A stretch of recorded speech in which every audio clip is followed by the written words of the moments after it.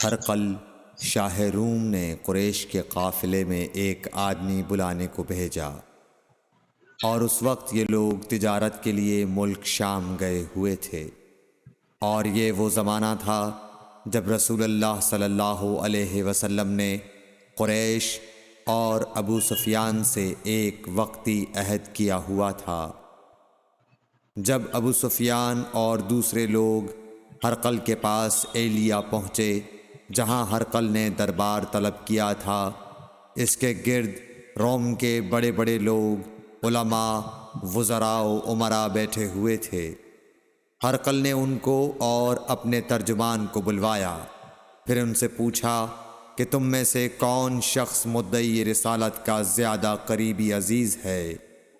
ابو سفیان کہتے ہیں کہ میں بول اٹھا کہ میں اس کا سب سے زیادہ قریبی رشتہ دار ہوں۔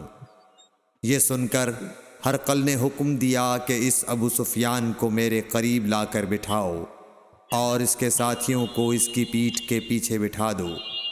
پھر اپنے ترجمان سے کہا کہ ان لوگوں سے کہہ دو کہ میں ابو سفیان سے اس شخص یعنی محمد صلی اللہ علیہ وسلم کے حالات پوچھتا ہوں۔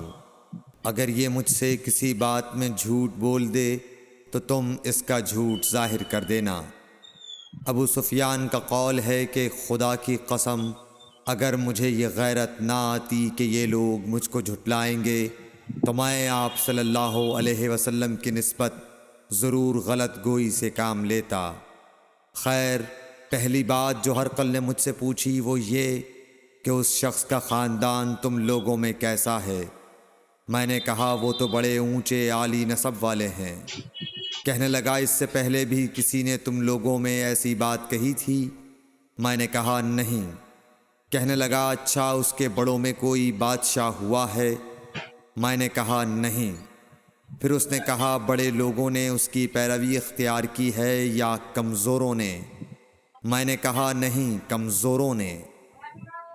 پھر کہنے لگا اس کے تابعدار روز بڑھتے جاتے ہیں یا کوئی ساتھی پھر بھی جاتا ہے؟ میں نے کہا نہیں۔ کہنے لگا کیا اپنے اس دعوی نبوت سے پہلے کبھی کسی بھی موقع پر اس نے جھوٹ بولا ہے؟ میں نے کہا نہیں، اور اب ہماری اس سے صلح کی ایک مقررہ مدت ٹھہری ہوئی ہے، معلوم نہیں وہ اس میں کیا کرنے والا ہے۔ ابو سفیان کہتے ہیں میں اس بات کے سوا اور کوئی جھوٹ اس گفتگو میں شامل نہ کر سکا۔ ہرقل نے کہا کیا تمہاری اس سے کبھی لڑائی بھی ہوئی ہے؟ ہم نے کہا کہ ہاں۔ بولا پھر تمہاری اور اس کی جنگ کا کیا حال ہوتا ہے؟ میں نے کہا لڑائی ڈول کی طرح ہے، کبھی وہ ہم سے میدان جنگ جیت لیتے ہیں اور کبھی ہم ان سے جیت لیتے ہیں۔ ہرقل نے پوچھا وہ تمہیں کس بات کا حکم دیتا ہے؟ میں نے کہا وہ کہتا ہے کہ صرف ایک اللہ ہی کی عبادت کرو، اس کا کسی کو شریک نہ بناؤ، اور اپنے باپ دادا کی شرک کی باتیں چھوڑ دو، اور ہمیں نماز پڑھنے، سچ بولنے، پرہیزگاری اور صلہ رحمی کا حکم دیتا ہے۔ یہ سب سن کر پھر ہرقل نے اپنے ترجمان سے کہا کہ ابو سفیان سے کہہ دے کہ میں نے تم سے اس کا نسب پوچھا تو تم نے کہا کہ وہ ہم سے عالی نسب ہے، اور پیغمبر اپنی قوم میں عالی نسب ہی بھیجے جایا کرتے ہیں۔ میں نے تم سے پوچھا کہ دعوی نبوت کی یہ بات تمہارے اندر اس سے پہلے کسی اور نے بھی کہی تھی؟ تو تم نے جواب دیا کہ نہیں۔ تب میں نے اپنے دل میں کہا کہ اگر یہ بات اس سے پہلے کسی اور نے کہی ہوتی تو میں سمجھتا کہ اس شخص نے بھی اسی بات کی تقلید کی ہے جو پہلے کہی جا چکی ہے۔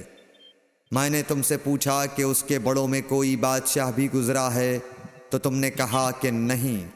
تو میں نے دل میں کہا کہ ان کے بزرگوں میں سے کوئی بادشاہ ہوا ہوگا تو کہہ دوں گا کہ وہ شخص اس بہانے اپنے آباء و اجداد کی بادشاہت اور ان کا ملک دوبارہ حاصل کرنا چاہتا ہے۔ اور میں نے تم سے پوچھا کہ اس بات کے کہنے یعنی پیغمبری کا دعویٰ کرنے سے پہلے تم نے کبھی اس کو دروغ گوئی کا الزام لگایا ہے؟ تم نے کہا کہ نہیں۔ تو میں نے سمجھ لیا کہ جو شخص آدمیوں کے ساتھ دروغ گوئی سے بچے وہ اللہ کے بارے میں کیسے جھوٹی بات کہہ سکتا ہے۔ اور میں نے تم سے پوچھا کہ بڑے لوگ اس کے پیرو ہوتے ہیں یا کمزور آدمی؟ تم نے کہا کمزوروں نے اس کی اتباع کی ہے، تو دراصل یہی لوگ پیغمبروں کے متبعین ہوتے ہیں۔ اور میں نے تم سے پوچھا کہ اس کے ساتھی بڑھ رہے ہیں یا کم ہو رہے ہیں؟ تم نے کہا کہ وہ بڑھ رہے ہیں، اور ایمان کی کیفیت یہی ہوتی ہے حتیٰ کہ وہ کامل ہو جاتا ہے۔ اور میں نے تم سے پوچھا کہ آیا کوئی شخص اس کے دین سے ناخوش ہو کر مرتد بھی ہو جاتا ہے؟ تم نے کہا نہیں۔ تو ایمان کی خاصیت بھی یہی ہے، جن کے دلوں میں اس کی مسرت رچ بس جائے وہ اس سے لوٹا نہیں کرتے۔ اور میں نے تم سے پوچھا کہ آیا وہ کبھی عہد شکنی کرتے ہیں؟ تم نے کہا نہیں۔ پیغمبروں کا یہی حال ہوتا ہے، وہ عہد کی خلاف ورزی نہیں کرتے۔ اور میں نے تم سے کہا کہ وہ تم سے کس چیز کے لیے کہتے ہیں؟ تم نے کہا کہ وہ ہمیں حکم دیتے ہیں کہ اللہ کی عبادت کرو، اس کے ساتھ کسی کو شریک نہ ٹھہراؤ، اور تمہیں بتوں کی پرستش سے روکتے ہیں، سچ بولنے اور پرہیزگاری کا حکم دیتے ہیں۔ لہٰذا اگر یہ باتیں جو تم کہہ رہے ہو سچ ہیں تو ان قریب وہ اس جگہ کا مالک ہو جائے گا کہ جہاں میرے یہ دونوں پاؤں ہیں۔ مجھے معلوم تھا کہ وہ پیغمبر آنے والا ہے، مگر مجھے یہ معلوم نہیں تھا کہ وہ تمہارے اندر ہوگا۔ اگر میں جانتا کہ اس تک پہنچ سکوں گا تو اس سے ملنے کے لیے ہر تکلیف گوارا کرتا۔ اگر میں اس کے پاس ہوتا تو اس کے پاؤں دھوتا۔ ہرقل نے رسول اللہ صلی اللہ علیہ وسلم کا وہ خط منگایا جو آپ نے وحیہ کلبی رضی اللہ تعالیٰ عنہ کے ذریعے حاکم بصرہ کے پاس بھیجا تھا، اور اس نے وہ ہرقل کے پاس بھیج دیا تھا۔ پھر اس کو پڑھا تو اس میں لکھا تھا، اللہ کے نام کے ساتھ جو نہایت مہربان اور رحم والا ہے۔ اللہ کے بندے اور اس کے پیغمبر محمد صلی اللہ علیہ وسلم کی طرف سے یہ خط ہے شاہ روم کے لیے۔ اس شخص پر سلام ہو جو ہدایت کی پیروی کرے۔ اس کے بعد میں آپ کے سامنے دعوت اسلام پیش کرتا ہوں۔ اگر آپ اسلام لے آئیں گے تو دین و دنیا میں سلامتی نصیب ہوگی، اللہ آپ کو دوہرا ثواب دے گا۔ اور اگر آپ میری دعوت سے روگردانی کریں گے تو آپ کی رعایا کا گناہ بھی آپ ہی پر ہوگا۔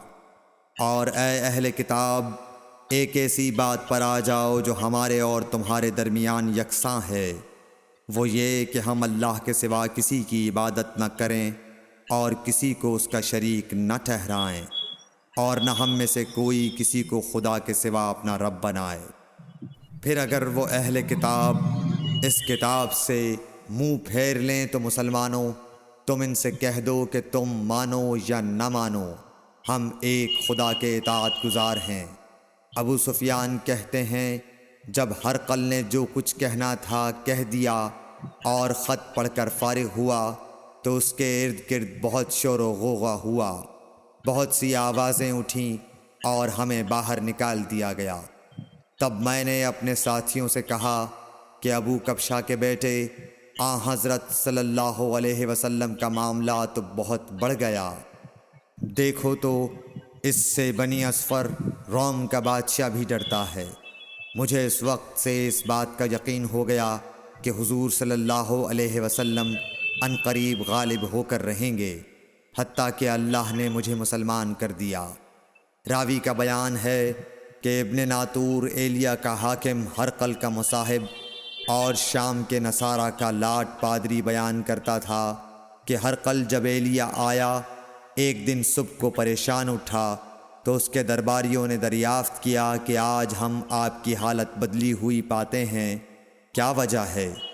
ابن ناطور کا بیان ہے کہ ہرقل نجومی تھا، علم نجوم میں وہ پوری مہارت رکھتا تھا۔ اس نے اپنے ہم نشینوں کو بتایا کہ میں نے آج رات ستاروں پر نظر ڈالی تو دیکھا کہ ختنہ کرنے والوں کا بادشاہ ہمارے ملک پر غالب آ گیا ہے۔ بھلا اس زمانے میں کون لوگ ختنہ کرتے ہیں؟ انہوں نے کہا کہ یہود کے سوا کوئی ختنہ نہیں کرتا، سو ان کی وجہ سے پریشان نہ ہوں۔ سلطنت کے تمام شہروں میں یہ حکم لکھ بھیجیے کہ وہاں جتنے یہودی ہوں سب قتل کر دیے جائیں۔ وہ لوگ انہی باتوں میں مشغول تھے کہ ہرقل کے پاس ایک آدمی لایا گیا جسے شاہ غسان نے بھیجا تھا۔ اس نے رسول اللہ صلی اللہ علیہ وسلم کے حالات بیان کیے۔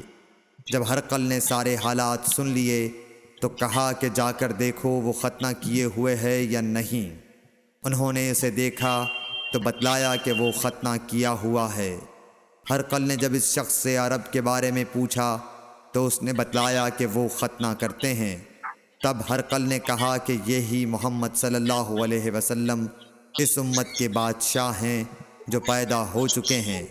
پھر اس نے اپنے ایک دوست کو رومیہ خط لکھا اور وہ بھی علم نجوم میں ہرقل کی طرح ماہر تھا۔ پھر وہاں سے ہرقل حمص چلا گیا۔ ابھی حمص سے نکلا نہیں تھا کہ اس کے دوست کا خط اس کے جواب میں آ گیا۔ اس کی رائے بھی حضور صلی اللہ علیہ وسلم کے ظہور کے بارے میں ہرقل کے موافق تھی کہ محمد صلی اللہ علیہ وسلم واقعی پیغمبر ہیں۔ اس کے بعد ہرقل نے روم کے بڑے آدمیوں کو اپنے حمص کے محل میں طلب کیا اور اس کے حکم سے محل کے دروازے بند کر لیے گئے۔ پھر وہ اپنے خاص محل سے باہر آیا اور کہا، اے روم والو، کیا ہدایت اور کامیابی میں کچھ حصہ تمہارے لیے بھی ہے؟ اگر تم اپنی سلطنت کی بقا چاہتے ہو تو پھر اس نبی صلی اللہ علیہ وسلم کی بیعت کر لو اور مسلمان ہو جاؤ۔ یہ سننا تھا کہ پھر لوگ وحشی گدھوں کی طرح دروازوں کی طرف دوڑے مگر انہیں بند پایا۔ آخر جب ہرقل نے اس بات سے ان کی یہ نفرت دیکھی اور ان کے ایمان لانے سے مایوس ہو گیا تو کہنے لگا کہ ان لوگوں کو میرے پاس لاؤ۔ جب وہ دوبارہ آئے تو اس نے کہا، میں نے جو بات کہی تھی اس سے تمہاری دینی پختگی کی آزمائش مقصود تھی، سو وہ میں نے دیکھ لی۔ تب یہ بات سن کر وہ سب کے سب اس کے سامنے سجدے میں گر پڑے اور اس سے خوش ہو گئے۔